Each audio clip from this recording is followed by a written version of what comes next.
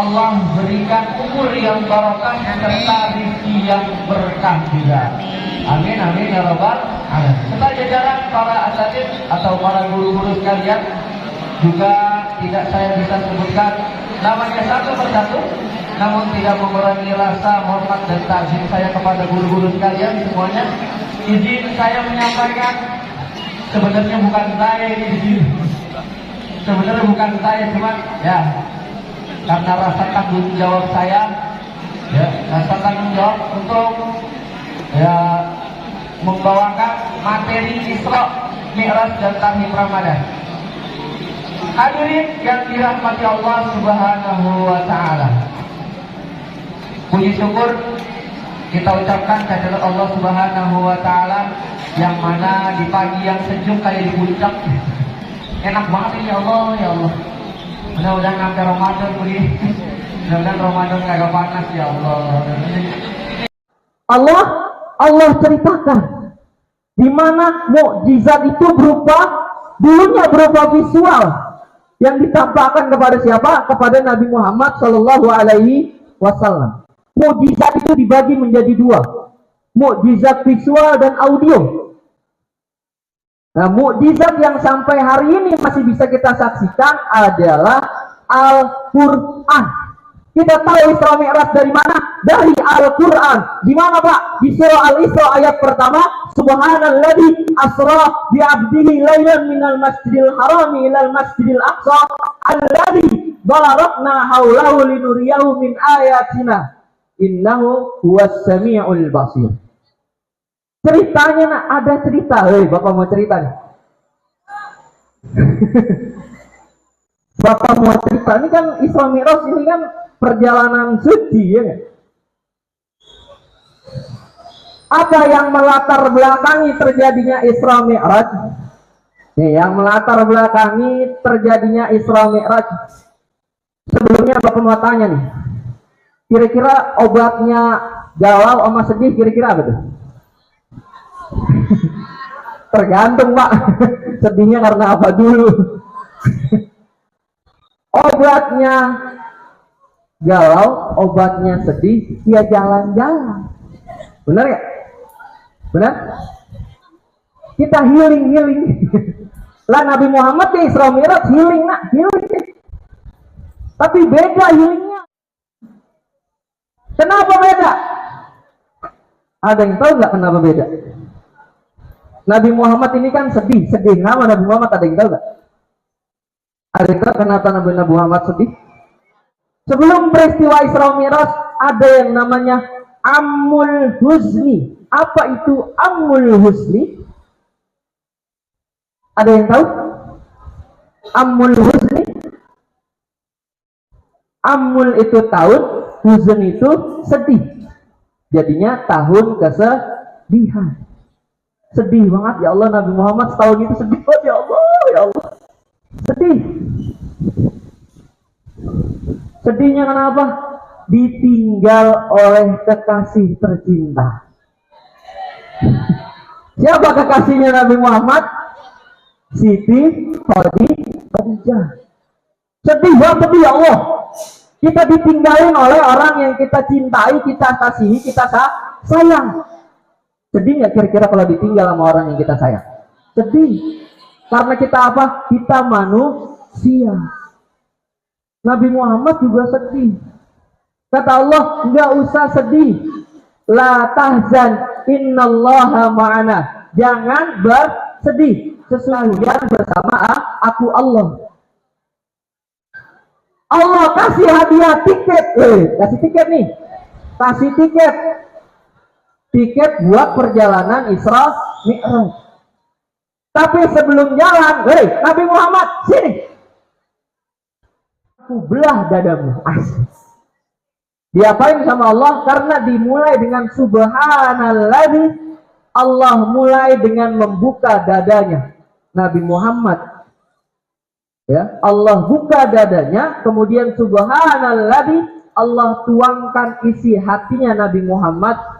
Berwudulah Nabi Muhammad dengan air Zam-Zam. Udah wudu air suci, ya, wudunya juga pakai air suci di dunia, air Zam-zam. Gimana kagak bersih? Ngobrol aja. Ingat kabarnya? Hadirin rahimakumullah. Perjalanan suci ini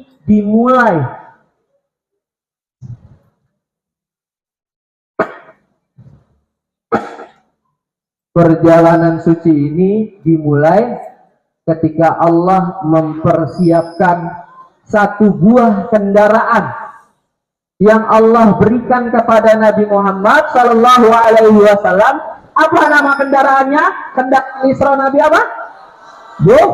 Buruk. Apa arti buruk? Udah. Bener. 100. Udah bener. Ada lagi? Apa arti buruk? Nah, dalam surah Al-Baqarah ayat 19, yakadul barqu yahtafu absarahum. Hampir saja kilat itu menyambar penglihatan. Jadi buruk itu kilat. Barok. Jadi salah. La ilaha illallah Muhammad. Buruk itu dalam bahasa Arab barkun. Apa barkun? Kilat. Barkun kilat. Gitu. Langsung. Kagak nunggu lama kan? Buruk itu kayak gimana? Benar tadi kata teman kalian, kuda sama, benar. Lebih pendek lagi. Ya, di atas keledai, di bawah himar. Apa ya? Kalau bahasa Arabnya namanya bigol. Bahasa Arab namanya bigol. Nah, bigol. Nah, kalau kita lihat biasanya visual kita tuh Pegasus, ngeliat Pegasus. Nah, tahu Pegasus? Punya sayap, warnanya putih.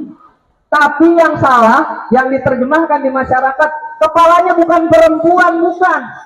Kepalanya enggak perempuan. Enggak dijelasin kepalanya, enggak.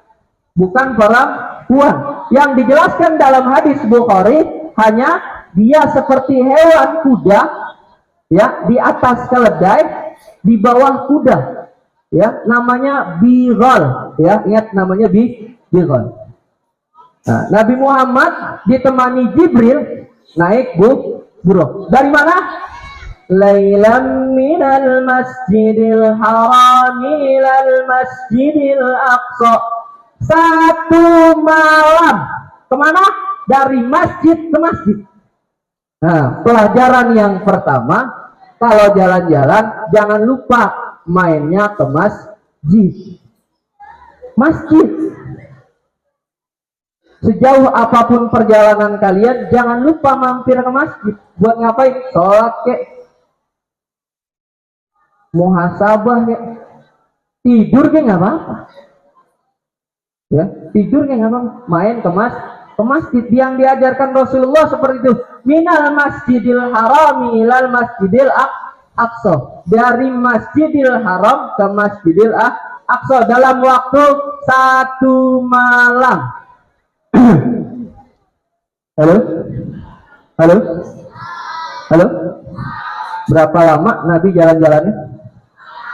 Berapa lama? 1 malam.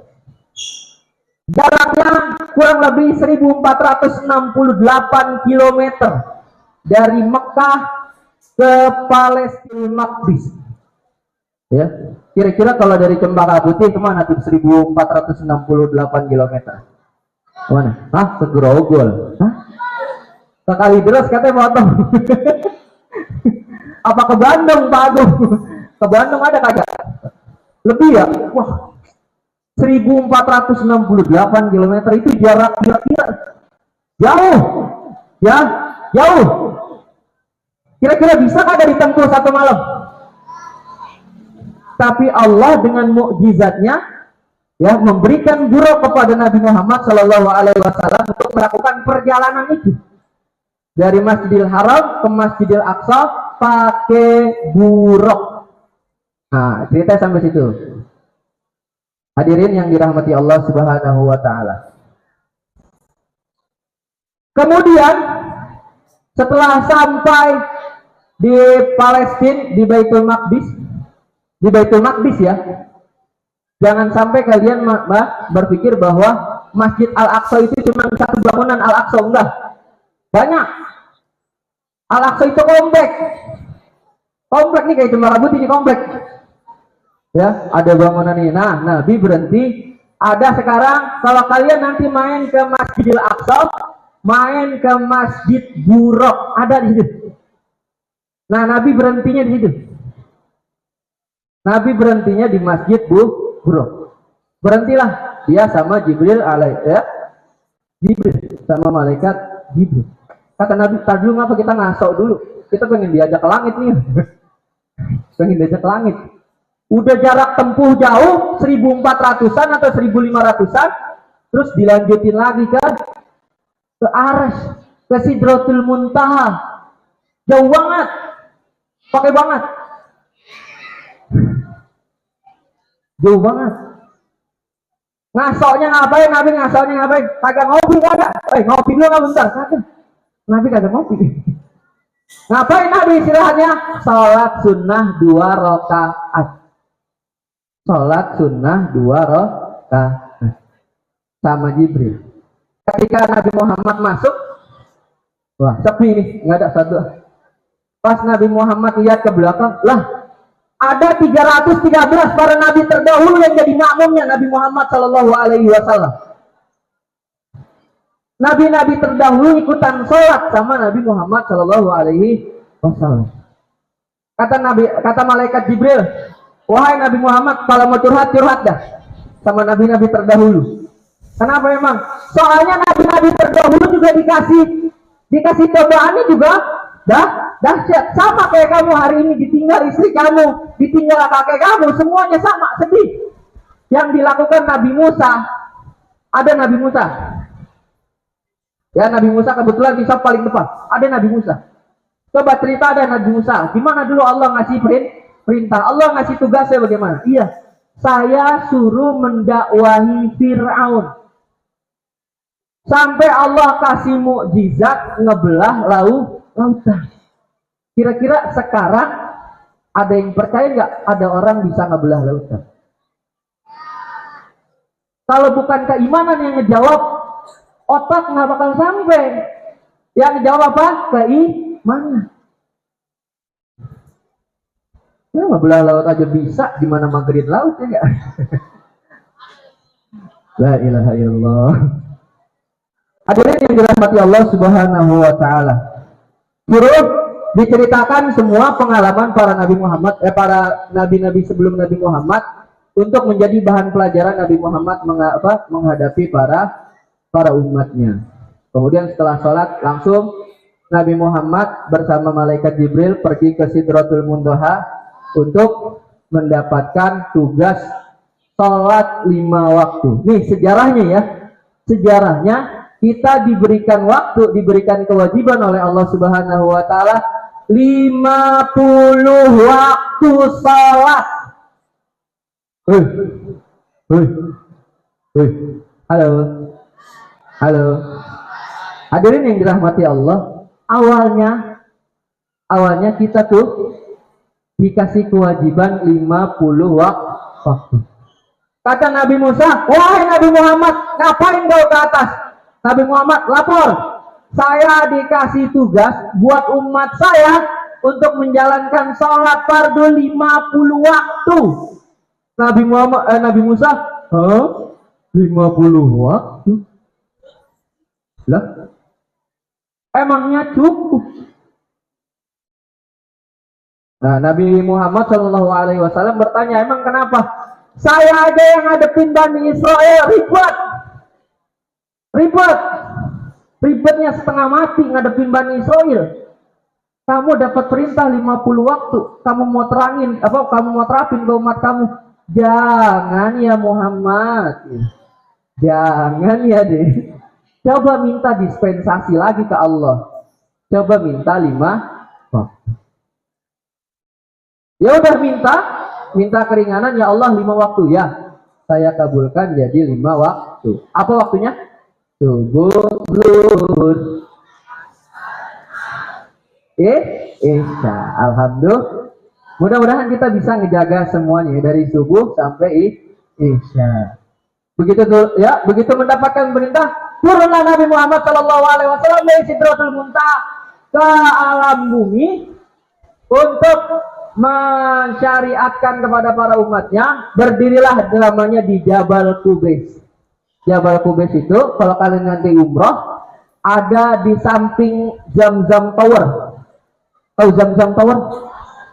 Ini yang udah pernah ke sana?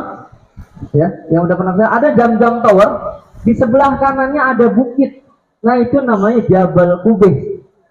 Itu tempat di mana Nabi Muhammad Shallallahu Alaihi Wasallam para umatnya untuk melaksanakan sholat 5 waktu.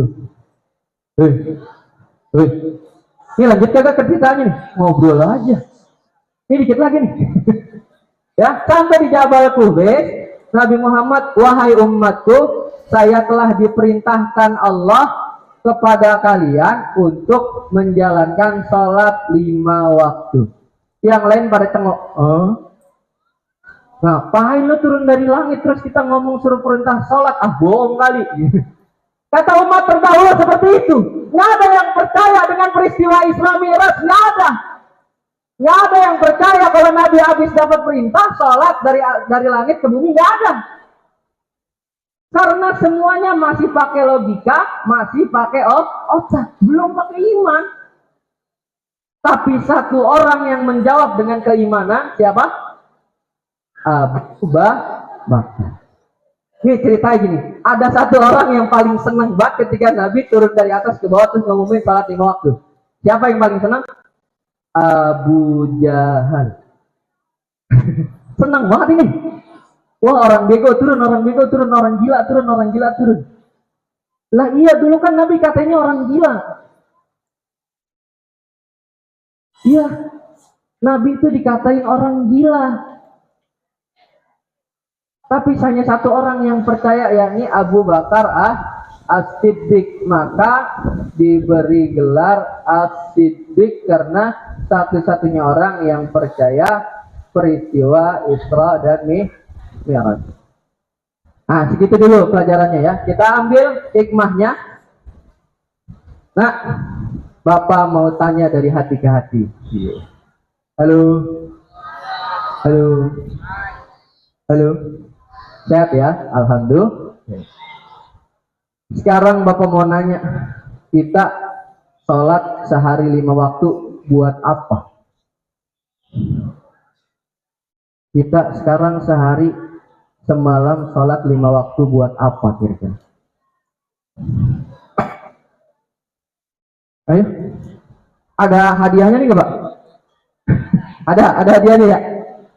Kita ngapain? Ini jawaban terbaik ya. Kita ngapain sehari sholat 5 waktu, ngapain? Buat apa? Ya, agak ada yang jawab. Buat bapak ini. Buat bapak dia. Ya. Oke. Simple. Ya. Salah duanya Bapak sebutkan. Kenapa kita harus sholat? Nih. Halo. Yang masih menganggap bahwa sholat 5 waktu itu sebagai kewajiban. Yuk, angkat tangan. Yang masih menganggap sholat 5 waktu itu masih sebagai kewajiban. Ayo. Kenapa ragu-ragu? Ayo, berarti kita setuju semua nih, berarti sebagai kewajiban. Ayo. Janji kita sehari semalam menjaga sholat kita 5 waktu. Yang pertama itu kewajiban. Kalau terasa cukup berat menjalani kewajiban, kata Bu Rindi nih, ada 3 magic word ya Bu ya. Ada terima kasih, maaf, dan tolong. Terima kasih, maaf, dan tolong.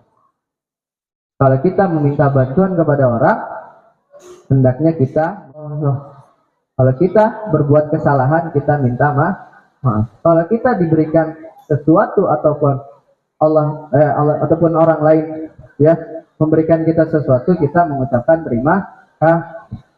Ini hal yang kedua yang wajib kita pahami dari salat 5 waktu adalah ucapan terima kasih seorang hamba kepada Allah. Untuk apa, Pak? Untuk nikmat yang semua Allah kasihkan selama kita hidup di dunia.